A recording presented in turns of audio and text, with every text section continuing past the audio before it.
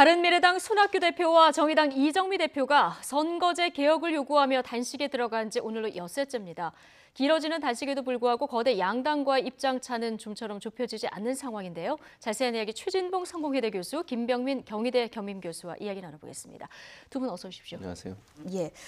자, 선거구제 개혁을 요구하면서 단식에 들어간 지, 두 대표가 단식에 들어간 지 엿새째인데 지금 모두 걱정하는 분위기 속에서도 지금 뭔가 합의안은 좀 나오지 않고 있는 이런 상황입니다. 네, 굉장히 좀 강하게 요구하고 있는 거죠. 그러니까 말 그대로 연동형 비례대표를 근간으로 하는 선거구제 개혁을 완전히 이뤄내겠다라고 약속을 받기 전까지는 단식을 풀 수 없다 이렇게 얘기를 하고 있습니다.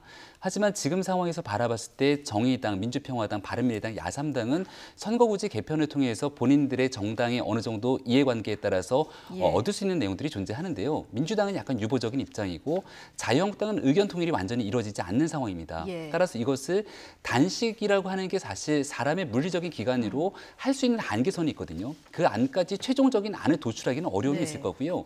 지금으로 할 수 있는 유일한 방법이라면은 지금 현재 12월 말까지 정개특위, 정치개혁특별위원회의 기간이 만료가 되게 되는데 이 기간을 조금 더 연장시키고 연동형 비례대표제를 하겠다는 것은 결국 국민의 이 투표에 대한 대표성과 비례성의 원칙을 강화하겠다는 건데 이 원칙에 근간해서 선거구제 개편을 위해 노력하겠다라고 하는 합의 정도를 갖고 두 대표가 단식을 좀 풀도록 출구 전략을 찾아야 되지 않을까 생각이 됩니다. 뭔가 출구 전략을 찾아야 된다.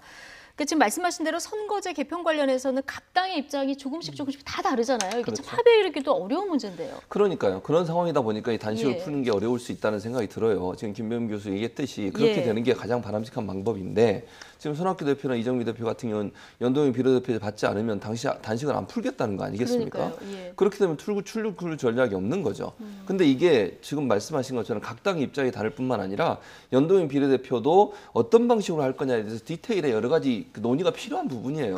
그냥 연동형 비례대표 한다 이렇게 되면 국민들을 설득하기 위해서 의원 정수가 늘어나는 부분도 논의해야 될 것이고 얼마나 늘릴지, 지역구 의원 수를 줄일지 말지. 그리고 몇 퍼센트까지 하는 이런 부분들을 논의를 해야 되는데 지금 당장 단식 풀기 전에 단식이 끝내려면 결국 연동형 비례대표제를 받아야 된다. 이렇게만 주장해 버리면 출구 전략이 있을 수가 없는 거죠. 그리고 정개특위 기간을 지금 이제 마무리돼가고 시간 늘려서 더 논의하겠다고 얘기했으니 그런 방법으로 문제를 해결한다고 저는 생각을 해요. 그러니까 지금 뭐 손학규 대표나 이정미 대표가 주장하시는 거 저는 개인적으로도 이 선거제도 개혁은 필요하다고 봐요. 근데 어떤 방법을 할 거냐는 이거는 정말 오랜 기간 동안 논의하고 토론해서 나와야 되는 상황인 거지 단순간에 이게 이루어질 수 있는 문제가 아니거든요. 그런 차원에서 본다고 하면 그 정도 합의선에서 합의를 할 수 있도록 하는 방향으로 협의가 돼야 된다. 그러니까 정개특위 기간 좀 늘리고 그러니까 비례성을 높이는 방향으로 선거제도 개편하겠다. 그리고 이번 뭐 예컨대 언제까지 선거제도 개편에 어떤 합의를 하겠다. 이런 부분까지로 합의된다고 하면 연동형 비례대표제라고 하는 것을 꼭 해야 되느냐 안 되느냐 하는 문제는 또 논의의 문제라고 보이거든요. 그러니까 야3당도 지금 합의의 범위를 조금 좁혀서 조금 생각을 할 필요가 있다. 그럴 이런 필요가 얘기를. 있다는 거죠. 그래야만 사실은 이 문제가 해결될 수 있다고 보여집니다. 자, 올해 나이가 72세인 손학규 대표 지금 단식을 계속 이어가기에는 사실 좀 걱정스러운 부분도 많은데 하지만 이제 내가 할 수 있는 게 단식밖에 없다. 이렇게 더욱 투쟁의 끈을 조이고 있는 상황입니다. 이 목소리 들어보시죠. 오직하면 제가 나이가 만으로 71살이고 세는 나이로 72살인데 지금 단식에 들어가겠습니까? 이게 할 수 있는 일이 없어요. 제1당, 2당이 야합을 해서 예산안 통과시키고 선거제도 법을 구성을 하니까 의석수 30석밖에 되지 않는 바른미래당이 뭘 하겠어요. 민주평화당하고 정의당 합쳐봤자 49석밖에 안 됩니다. 제가 정치에 무슨 욕심이 있습니까? 앞으로 뭘 하겠습니까? 연동형 비례대표제 제 마지막 정치적 목표로 알고 모든 걸 다 걸겠습니다. 모든 걸 다 걸겠다.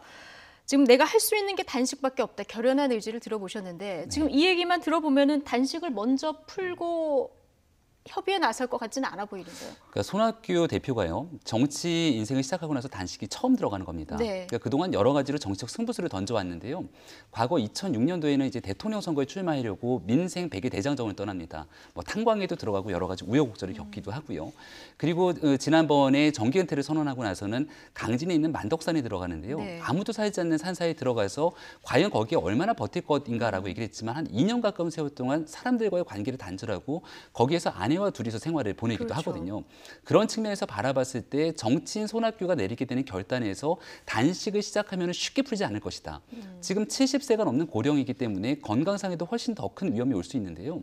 얼마 전에 김성태 원내대표가 단식을 하다가 사실 병원에 실려갈 정도로 이 고령층의 단식이 갖고 있는 위험성들이 굉장히 지대합니다. 근데 네. 손학규 대표 같은 경우는 그럼에도 불구하고 본인이 목표하고 있는 내용 속에서 결과가 나올 때까지는 끝까지 단식을 풀지 않겠다라고 하는 터라 지금 이 부분에서 손학규 대표의 건강을 염려하고 있는 사람들이 있고 이 문제를 쉽게 진짜 그 정치적 출구를 찾지 못하게 되면은 굉장히 좀 극단적인 상황으로 가진 않을까 안타까워하는 목소리도 큰 상황인 것 같습니다. 손학규 대표 단식에 대해서 민주평화당 박지원 의원이요 상당히 의미심장한 발언을 했습니다. 어떤 말인지 듣고 다시 오겠습니다. 민주당이 그렇게 할까요? 어떻게 해야죠. 보세요? 선거제 해야죠. 개편을 할 거라고 보세요? 그렇습니다. 예. 네. 왜냐하면 안 하면 손학규 죽습니다. 이정미 못 따라옵니다. 정동영 못 갑니다. 이제 루비콘 강을 건너가고 있는 거예요. 네, 아직은 안 건넜다. 그렇죠. 손학규는 이번에 죽어야 되고 이정민 살아야 한다. 사적 생각으로 하자. 아, 그리고 손학규 무서운 사람입니다. 제가 잘 압니다.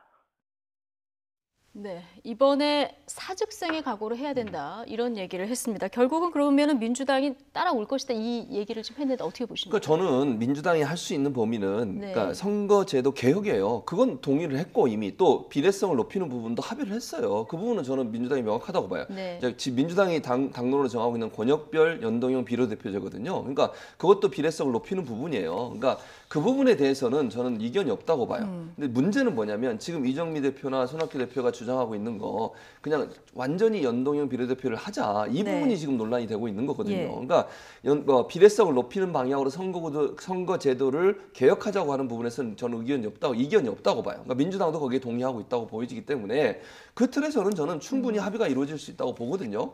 다만 지금 이 단식을 풀기 위해서는 완전한 연동형 비례대표를 해야 된다고 주장을 해버리면 거기서는 이제 충돌이 일어날 수밖에 없어요. 그래서 예. 이 부분이 저는 두 분이 조금 양보할 필요가 있다는 생각이 들어요. 그러니까 비례성을 높이는 방법으로 선거제도를 개혁하겠다고 하는 부분에 합의를 하고 또 언제까지 그걸 결정 내리겠다고 하는 부분에 합의를 하면 아니, 근데 큰 틀의 합의를 예산안과 연계했을 때 좀 부족하면 넣는 건 안 되는 거였을까요? 예산안과 합의를 하면 문제가 되는 건 뭐냐면 예산안 아니 큰 틀에 큰 틀에서 틀에만 예. 큰 틀에서도 될 수 있는데 문제는 뭐냐면 지금 이 야3당은 예. 완전한 연동형 비례대표제만 지금 주장을 하고 있어요. 예. 그러니까 그 부분을 받기는 상당히 어려운 부분이 있어요. 그거는 뭐 자유한국당이나 더불어민주당 같은 경우에는 완전한 예. 연동형 비례대표를 받았을 때는 이거는 여러 가지 아까도 제가 예. 말씀드렸지만 국민들한테 그러면 의원 수가 늘어나는 부분에 동의도 얻어내야 되잖아요. 근데 근데 이정미 대표가 지난번 저희 이제 그 중계로 단식을 들어가시는 날 전화 연결을 했었는데 네.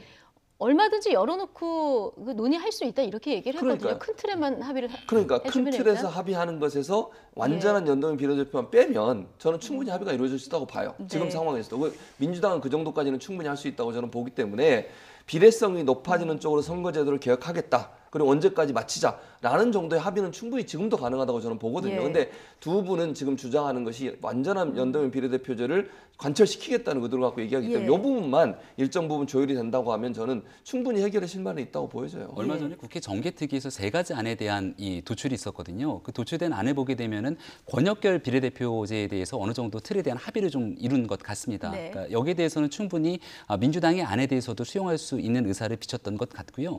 예. 다만 핵심 쟁점으로 떠오르고 있는 건 결국 의원 정수 문제거든요. 의원 정수를 그대로 두고서는 연동형 비례대표제를 받기 위해서는 지역구에 대한 의석을 줄여야만 합니다. 근데 지역구 의석을 줄이자니 현재 있는 의원들이 과연 이러한 부분들을 양보할 이유가 없다라고 판단되기 때문에 비현실적이다 얘기를 하고 있는 예. 거고요. 그렇다면 의원 정수를 늘려야 되는데 지금 국민들이 국회에 대한 불신으로 바라보건데 이 의원 정수를 늘리는 것이 가능하겠냐. 여기에 대해서 한국당이라든지 특정 정당 입장에서는 받을 수 없다라고 하는 내용들이 굉장히 거세게 나타나고 있는 상황인 것 같습니다.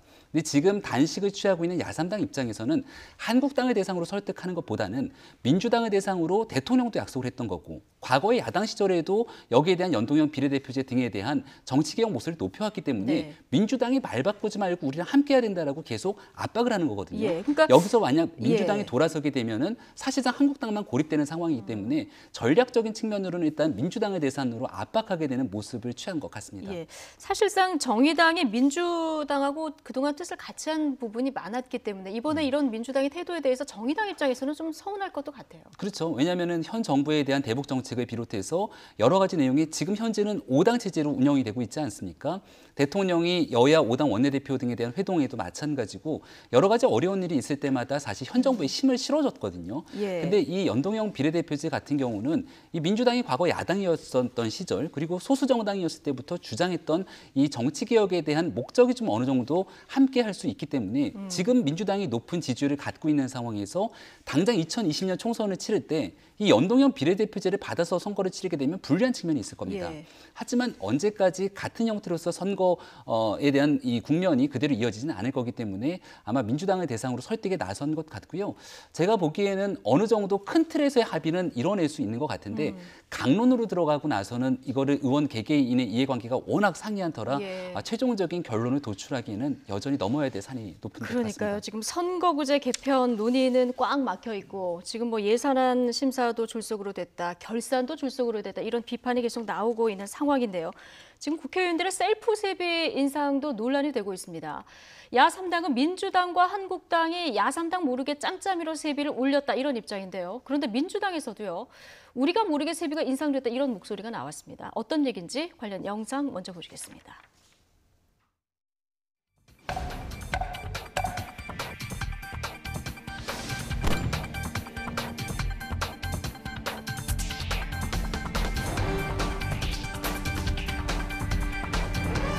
이제 그동안 5년 동안은 국회의원 세비가 동결되어 왔거든요. 예. 그거는 국민들께서 불신하는 것을 국회가 최소한 눈치는 보고 있었다는 반증이거든요. 예, 예. 근데 이번에는 양당끼리 뭐 슬그머니 올려버렸어요. 실제로는 차관보다 그 월급이 낮은 형태가 되다 보니까 이게 자연스럽게 올라간 것 같은데요. 네. 오늘 논의를 놓치고가 된 거고요. 민주주의 선진국에서 하고 있는 제도처럼 예. 세비 결정 방식을 예. 시민들이 참여하는 국회의원 보수산정위원회 같은 걸 만들어서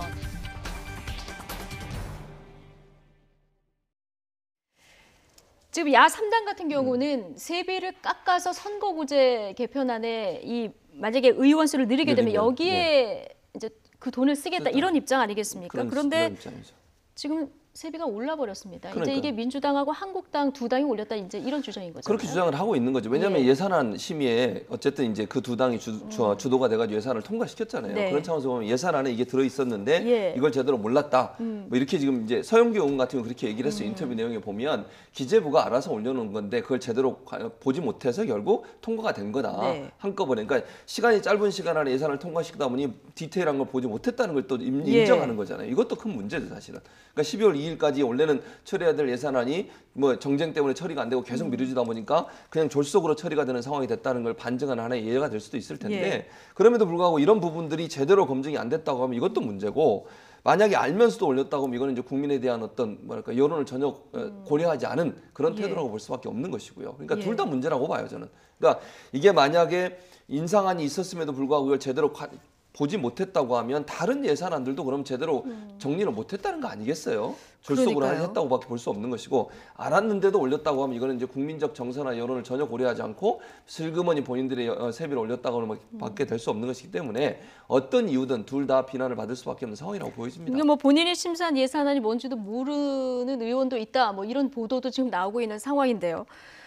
지금 말씀하신 대로 기재부에서 이렇게 올렸는데 이거 몰랐다. 민주당에서 나온 이 목소리. 사실 이걸 몰라도 문제인 거잖아요. 그럼요. 편성한 예산안을 가지고 꼼꼼하게 살펴보지 않았다는 거기 때문에 예산안 300명 국회의원들이 각자의 상임위에서 예산 심사를 합니다. 물론 예산결산특별위원회에서 최종적인 결정을 하게 되지만 국회의원 개별 의원 한 명 한 명이 헌법기관으로서는 예산 심사를 꼼꼼히 따져야 되는 것고요. 그리고 지금 국회의원들이 좀 해명하고 있는 것처럼 이 물가 인상에 따라서 공무원 보수가 인상되게 되고 거기에 대한 인상률에 준해서 국회의원에 대한 봉급도 자연스럽게 인상된다라고 얘기를 하고 있기 때문에 네. 이걸 몰랐다라고 하는 변명은 좀 비겁하다라고 하는 여론들이 있는 것 같습니다.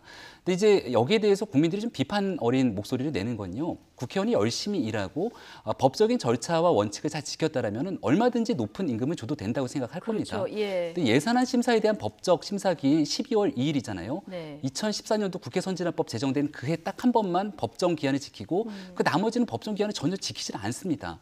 결산 심사 같은 경우도 사실 한 해 썼던 예산들을 다 따져봐야 되는 건데 여기에 대해서 원래는 9월 정기국회가 시작되기 전에 결산 심사 다 끝내야 돼요. 하지만 이 심사 기간 법정 기일을 다 지나가고서는 예. 최종적으로 마지막에 이 신속하게 처리되는 모습들을 보게 되는데요. 국회의원들이 법에 정한 법과 원칙을 제대로 지키지 않았음에도 불구하고 공무원들의 보수 임금 인상률에 준해서 우리가 지켜야 될 것을 반드시 가져가야 된다 그러니까 국민들이 국회에 대한 불신들이 커지고 있는 거거든요. 국회에서 만약 정말로 국민들의 눈높이에 맞춘다고 하면은 국회가 정한 예산 심사 기일이라든지 법적인 예. 절차를 지키지 않았을 때는 아예 세비 전체를 반납하게 되게 만들어 버리면 아마 그때는 아예 진짜 구조적으로요? 예, 법적 기한들을 꼭 꼼꼼하게 지키지 않을까 이런 생각이 듭니다. 그러니까요. 국민들의 지금 반감이 있는 게 예산안 심사할 때 복지 예산은 깎고 지역구 SOC 예산은 그냥 늘려버리고 뭐 이런 걸 보다 보니까 세비가 아깝다 이런 생각을 할 수밖에 없는 상황인데요. 일단 야3당이 세비 반납에 성공을 취했습니다. 그렇습니다. 한국당은 민주당이 좀 따라올까요? 민주당은 또 일정 부분 따라오는 쪽으로 했어요. 의원총회를 해서 그 예. 돈을 어디 뭐 기부를 하든지 아니면 다른 쪽에 쓰겠다고 지금 얘기가 나오고 있는 상황에서 아직 결정은 되지 않았습니다만 예. 의원총회에서 충분히 논의가 될 것 같고 자유한국당 아직까지 특별한 의견을 내지 않은 상황이에요. 근데 예. 이런 분위기로 가면 제가 볼 때는 국회의원들이 그냥 버티기는 힘들 거다. 네. 그러니까 민주당도 일정 부분 그렇게 어느 정도 합의가 되고 있는 것 같고 자유한국당은 지금은 목소리를 내지 않고 있지만 계속 이렇게 국민들의 여론이 비판 여론이 높아진다고 하면 자유한국당이 버틸 수 있겠습니까? 어느 정도는 또 제가 볼 때는 다른 쪽으로 예산을 바꿔서 쓸 수 있도록 아니면 뭐 어려운 사람들을 도와주는 쪽으로 기부하는 쪽으로 돈이 네. 돌아갈 수도 있는 그런 방법들을 쓰는 것도 필요하다고 생각이 됩니다. 예. 어쨌든 세비를 어떻게 할지 선거구제 개혁은 어떻게 할지 지금 두 거대 양당의 입장이 굉장히 중요한데 자, 이제 잠시 후면은 자유한국당의 새 원내대표 선출을 위한 의원총회가 열리지 않습니까? 잔류파 나경원 의원과 복당파 김학용 의원이 지금 접전을 벌이는 상황인데요. 이번 원내대표 선거의 관전 포인트 차현주 앵커가 정리해드립니다. 오늘 치러지는 자유한국당 원내대표 경선, 김학용, 나경원 의원의 양자 대결로 치러지는데요. 러닝메이트 개념의 정책위의장 후보로 김 의원은 김종석 의원을, 나 의원은 정용기 의원을 지명했습니다. 먼저 기호 1번 김학용 의원, 탄핵 정부 때 탈당했다가 다시 돌아온 이른바 복당파입니다. 짝을 이룬 김종석 의원은 계파색이 상대적으로 옅고 당내 경제통으로 통하는데요. 출사표 들어보시죠. 제가 국방위원장을 지낸 만큼 안보는 제가 책임지고 경제는 김종석 의원님께서 책임져 주신다면 멋진 협업을 이루어낼 수 있으리라고 확신합니다. 기호 2번 나경원 의원, 중도파로 분류가 되기는 하지만 탄핵 정국 때 당에 남았습니다. 때문에 잔류파의 지원 사격을 받고 있는 것으로 알려졌는데요. 당내 사정에 밝고 범친박계로 통하는 정용기 의원과 손을 잡으면서 지지세를 확고히 했습니다. 어려운 선거 때마다 치열하게 싸워온 4선의 원내대표 후보와 현장의 어려움을 누구보다도 잘 아는 제3의 정책위 의장 후보, 경륜과 실력으로 품격 있는 투쟁을 해 나가겠습니다. 두 후보 모두 개파 대리전이 아니라고 강조하고 있지만 각각 복당파와 잔류파의 지지세를 받고 있어서 표심이 어떻게 반영될지 관심입니다. 잔류파와 복당파의 대결이다. 뭐 이런 분석들이 많이들 나오는데 지난번에는 복당파의 김성태 의원이 이제 원내대표 당선이 되지 않았습니까? 김형민 교수님 이번에는 전망 어떻게 하고 계세요? 네, 진짜 어려운데요. 진짜 어려운 사실 선거. 원내대표 예. 선거는 세상에서 가장 어려운 선거라고 하지 않습니까? 예. 의원들 개개인의 마음들을 읽을 수가 없기 때문에 뚜껑을 열기 전까지는 알 수가 없겠죠. 근데 구도상으로 봤을 때는 누가 조금 더 유리한가라고 하면은 여러 사람들의 분석이 아무래도 구도상으로 나경원 의원이 조금 더 유리한 편이 있는 것이 아니냐라는 나경원 얘기를 의원이 합니다. 3수에 성공 성공할 것이다. 이런, 그러니까 네, 맞습니다. 예. 그 두 번의 원내대표 선거에서는 어려움, 고배를 맞섰지만 지금 상황에서는 중도파로 분류되면서 당의 의원들의 숫자를 살펴보게 되면은 아무래도 비박보다는 친박계 의원들의 숫자가 조금 더 많거든요. 예. 근데 여기에 대한 숫자적인 그 표심들이 존재하는 거고요. 두 번째는 의원들이 선거를 하게 되겠을 경우에 우리들의 대표 주자로서의 리더십을 분명하게 좀 설정을 할 겁니다. 왜냐하면 원내대표는 당대표와 함께 당의 투톱 체제를 끌고서는 2020년 총선까지 당을 이끌고 가야 되는데 네. 어떤 주자를 가지고선 사실상의 당의 지도부를 결성했을 때 총선에서 내가 선거에 나갔을 때 도움이 될 건지를 따져보게 되겠죠.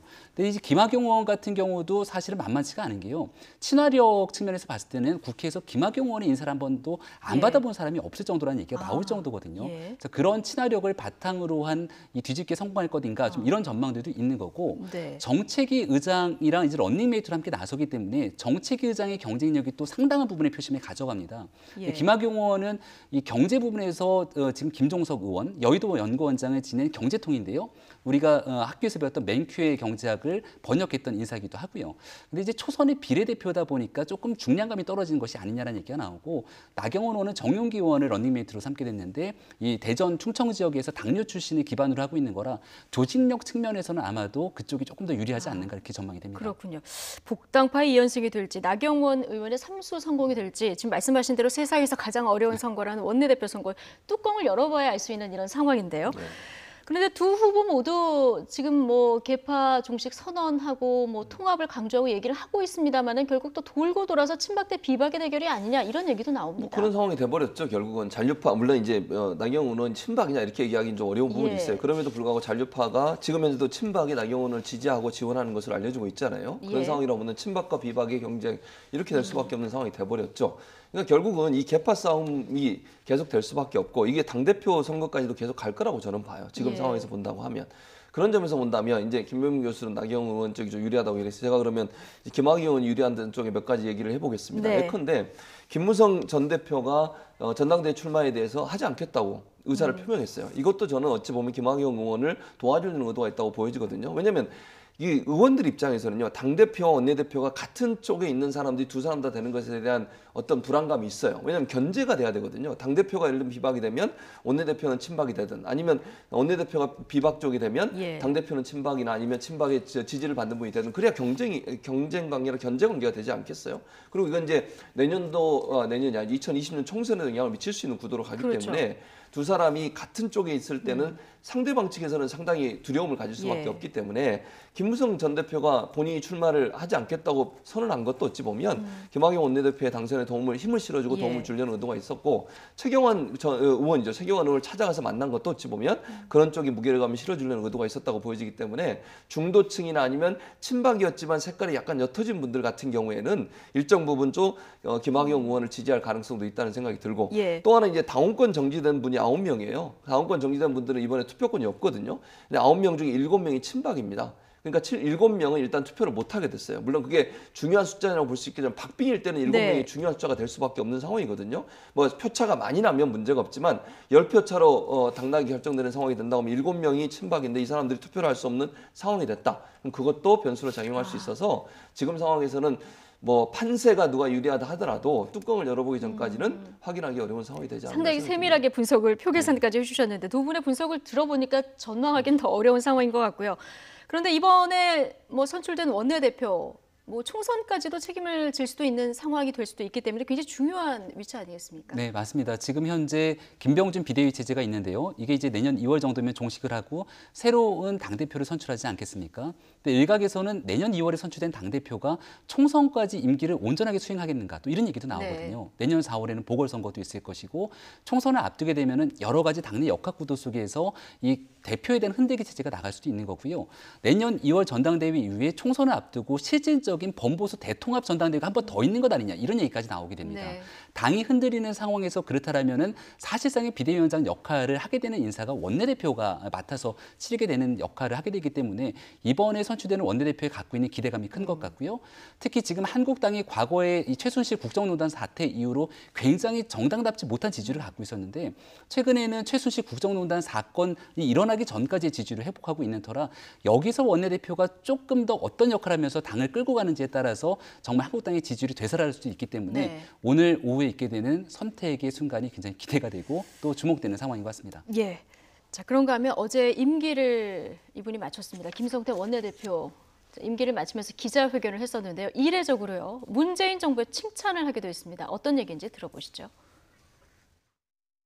문재인 대통령의 뭐 좋은 점 평가를 하면은 일기 내각 중에 바로 김동연 전 경제부총리 같은 사람을 앉혔다는 거예요. 네네. 김동연 경제부총리는 실질적으로 경제산업갑인데 이 사람을 한마디로 좀 핫바지를 만드는 거죠. 예. 이제 김동연 경제부총리는 이제 공직자로서 마지막 국가에 대한 봉급을 다 했습니다. 네네. 그런 만큼 그분이 어떤 일을 할 수 있던 그런 자유니까. 네네. 그 자유 속에 자유한국당도 당연히 포함되어 있겠죠. 처음에 칭찬인 줄 알고 들었는데 네. 끝까지 들어보니까 칭찬은 아니네요. 아니죠. 예. 네, 그래서 아마 이제 김동연 부총리에 대한 러브콜을 보내시는 것 같아요. 네. 그러니까 김동연 부총리가 갖고 있는 상징성이 있잖아요. 어쨌든 경제의 전문성을 갖고 있다는 부분도 그렇고 또 이제 장하성 실장하고 여러 가지 갈등설이 불거지면서 본인이 할 말을 한다. 그러니까 현 정부의 부총리였지만 현 정부에도 본인의 목소리를 내는 데는 주저하지 않았다. 이런 부분이 사실 자유한국당 입장에서는 좋은 이미지를 만들어낼 수 예. 있는 그런 요소를 갖고 있는 분이죠. 그래서 네. 아마 김성태 원내대표가 사실은 이 김동연 전 부총리를 칭찬하기 위해서 현 정부의 잘한 일을 하나를 얘기했는데 그게 결국 이제 현 정부는 디스하면서 김동연 전 부총리를 칭찬하는 그런 구조를 갖고 예. 제가 볼 때 이 러브콜이 결국은 총선 예. 때 김동연 부총리를 가능한 한 좀 자유한국당에 모셔 올려는 의도를 갖고서 한 거라고 네. 보여지고 그렇게 되면 결국 이제 경제 전문성을 갖고 있는 부총리 그리고 현 정부의 부총리 출신이 자유한국당에 만약에 뭐 모르겠습니다. 예. 뭐냐면 김동연 전 부총리는 뭐라고 그랬냐면 본인이 문재인 정부 초대 부총리인데 그렇게 가는 것은 바람직하지 않다고 밝히고 있으니까 아직까지는 모르겠어요. 그러나 뭐 시간이 가면 바뀔 수도 있는 거니까 만약에 자유한국당이 영입을 한다고 하면 현 정부의 경제 정책을 비판하는데 아주 중요한 어떤 역할을 할 수 있는 그런 어떤 분이 될 수도 있죠. 물론 네. 제가 말씀드린 이건 전제하고 말씀드리는 예. 거고 어떻게 될지 모르는 네. 상황입니다. 그래서 아마 러브콜을 계속 던지는 것 같습니다. 예, 어쨌든 김성태 원내대표 지금 이 정부에서는 핫바지로 취급을 했지만 우리 당에서 모셔오겠다 이런 입장인 것 같은데 김동연 부총리가 뭐 갈 가능성도 있다고 보십니까? 충분하게 가능성은 열려 있다고 생각합니다. 예. 그러니까 본인의 좌우명이 유쾌한 반란이다라고 얘기를 하게 됐는데요. 실제로 한국당이 가거나 아니면 보수정당이 가갖고서는 경제적인 얘기를 하게 됐을 경우에 진짜 유쾌한 반란이 될 수도 있는 거고요. 아마도 2020년 총선에서는 과거 이제 클린턴 전 대통령이 선거구로 썼던 바보야 문제는 경제야라고 하는 구호가 다시 한번 나올지도 모르겠습니다. 예. 그럼 과거의 전통적인 형태로서의 보수정당의 경제정책들을 얘기하는 것보다는 문재인 정부의 초대 부총리로 이야기를 하면서 여러 차례 문제점을 지적했고 어제도 얘기했지만 국민에게 인기 없는 정책이라도 과감하게 수용해야 된다는 얘기를 했지만 그것들을 현 정부는 수용하고 있지 않았기 때문에 경제적인 위기가 왔다. 아마도 보수정당은 이렇게 주장을 할 거거든요. 네. 그러한 카드로 선거 전체를 진두지휘하기에는 사실은 김동연 부총리만한 이러한 스타 카드가 없기 때문에 한국당 입장에서 만약 김동연 부총리가 영입의 대상으로 된다면 정말 말 그대로 유쾌한 발언이 되지 않을까 생각됩니다. 예.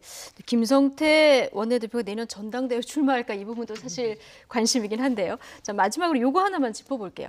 자유한국당이 당협위원장 교체 명단을 이제 곧 발표할 예정인데요. 여기서 탈락한 그 친박계 의원들이 신당을 만들 거다 이런 얘기가 지금 나오고 있습니다. 일단은 그럴 가능성은 있긴 한데 네. 지금 당장은 아니라고 저는 생각합니다. 당장은 아닐 왜냐하면 것이다. 이런 시나리오가 가능한데요. 지금 예를 들어서 비대위에서 당협위원장 교체를 하더라도 전당대회 끝나고 나서요 대표가 된 다음에 그걸 바꿀 수도 있어요 충분히. 그리고 총선이 가까우면서 당협위원장을 또 다시 바꿀 수도 있거든요. 네. 그런 차원이라고 하면 제가 볼 때는 지금 당장 문제를 제기하고 나가서 신당을 차리기보다는 왜냐하면 나가는 순간 어려움이에요 결국은. 나가는 순간 어려울 것이다. 그렇죠. 지금 상황에서는 뭐 나간다고 해서 뭔가 뭐 좋은 세상이 기다리고 있는 건 아니잖아요. 네. 그러니까 당을 탈당한다는 것이 얼마나 큰 어떤 그 어려움을 가져올 수 있다는 부분도 알고 있기 때문에 제가 볼 때는 지금 당장 만약에 당협위원장에 대해서 만약에 본인이 낙선을 한다거나 아니면 제외된다 하더라도 일단은 남아 있다가 전당대회 치르고 나서 당 대표가 누가 되느냐를 볼 것이고요.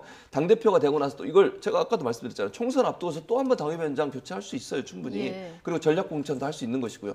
그때까지 볼 거다. 그러니까 정말 만약에 나가서 창당을 하려면 총선을 바로 앞두고서는 가능하다고 봐요, 저는. 예. 공천이 안 되거나 당협위원장 교체해서 본인이 정말 정치 인생을 여기서 더 이상 할 수 없는 상황이 된다고 하면 그때는 뭔가 중요한 카드를 던질 예. 것이고 총선 때는 나가서 신당을 차리는 것이 정계 개편과 맞물려지면서 또 다른 폭발력을 가질 수 있는 요소가 있기 때문에 네. 그때는 가능하지만 지금은 아니라는 거예요. 그래서 네. 지금 당장 나가서 신당을 차리는 일은 일어나지 않을 것으로 저는 예, 봅니다. 탄핵 정국의 개혁 기치 걸고 나갔던 바른정당을 창당했었던 의원들도 돌아오는 마당에 현실적으로 좀 쉽지는 않기 때문에 고민이 깊을 것이라는 얘기를 해주셨는데 지금 감옥에 있는 친박 그 최경환 의원이요. 이 소식 듣고 신당 창당 절대 안 된다 이 얘기를 했다고 하거든요. 네. 어떤 얘기일까요? 그러니까 고도의 정치 행위라고 볼 수가 있는 것 예. 같은데요. 지금 뭐 교수님이 잘 설명해 줬지만 현재 일어나고 있는 한국당에서 인적 쇄신의 첫 번째 대상자가 박근혜 정부의 국정농단에 책임 있는 사람들일 것이고 그렇다면 친박계 의원들이 될 가능성이 높습니다. 예. 이들이 만약 우리들에 대한 인적 쇄신이 일어나게 되면은 나가서 친박 신당 차릴 거고 그러면 비례대표 등 아니면 TK 지역 일부에서 우리는 성공할 건데 보수가 분열되면서 전체가 공멸할 수 있는 거거든요. 예. 최경환 의원은 지금 현재 영어의 몸이 돼 있는 상황이지만 예. 박근혜 정부의 가장 핵심 실세로 이 활동을 했기 때문에 예. 박 정부의 국정농단에 대해서 그 어떤 누구보다 책임감이 강하게 적용될 수 있는 사람입니다. 근데 여기서 박근혜 정부가 재평가를 받고 본인이 어느 정도 재개발판을 마련하기 위해서는 보수가 다시 한번 어느 정도 활동할 수 있는 기반이 돼야 되는데 만약에 나가서 친박신당을 차리겠다는 것은 일부 의원들이 정말 극소수의 사람들이 생존할 수 있는 가능성은 있으나 보수 전체가 공멸에 빠질 수 있는 것이고 그게 본인에게도 도움이 안 될 거거든요. 예. 그런 측면에서 아마 김무성 전 대표를 만났을 당시에 이와 같은 얘기를 하면서 우리가 통 크게 과거에 대한 책임보다는 미래를 나아가기 위해서 합쳐야 된다라고 하는 의지의 표명으로 이런 얘기를 하지 않았을까 싶습니다. 보수 전체가 살아나야 한다는 점 친박계 의원들도 이런 부분을 인식하고 있을 것이다. 뭐 이런 분석을 해주셨습니다. 앞으로 이 보수 재편이 어떻게 될지 굉장히 궁금해지는 대목입니다. 두 분 말씀 여기까지 듣겠습니다. 최진봉 성공회대 교수, 김병민 경희대 겸임교수와 이야기 나눠봤습니다. 두 분 고맙습니다.